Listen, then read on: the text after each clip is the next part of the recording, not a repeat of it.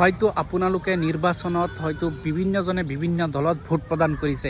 সামান্য টকাৰ কাৰণে, সামান্য লোভ লালচৰ কাৰণে যে ভোট প্ৰদান কৰিছে বা কোনো ৰাজনৈতিক দলক সমৰ্থন কৰি আপুনি সঁহাৰি জনাইছে, তেনেহ'লে মই ভাবোঁ আপুনি এইটো আটাইতকৈ ডাঙৰ ভুল কাম কৰিছে।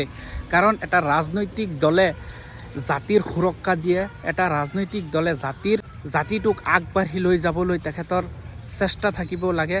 আৰু সেই ক্ষেত্ৰত যদি আপুনি নাজানি কোনো দলক সমৰ্থন কৰি যদি অনাগত দিনত আপোনাৰ পস্তাবলগীয়া হয়, তেনেহ'লে মই ভাবোঁ এইটো আপোনাৰ এটা বহু ডাঙৰ এটা ভুল হৈছে।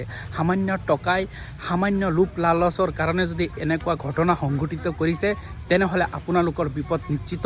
অনাগত দিনত যদি আপোনালোকে সুস্থ সবল এখন চৰকাৰ আনিব পাৰে, তেনেহ'লে মই ভাবোঁ জাতি সুৰক্ষিত থাকিব আৰু এই জাতিটোৰ ভৱিষ্যত সুৰক্ষিত হৈ থাকিব। আৰু যদি আপোনালোকে জানি বুজি তেনেকুৱা ঘটনা সংঘটিত কৰিছে, তেনেহ'লে আপোনালোকৰ বিপদ নিশ্চিত।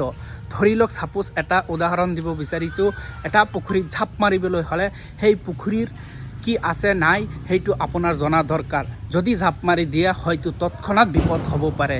বুজিব পাৰিছে?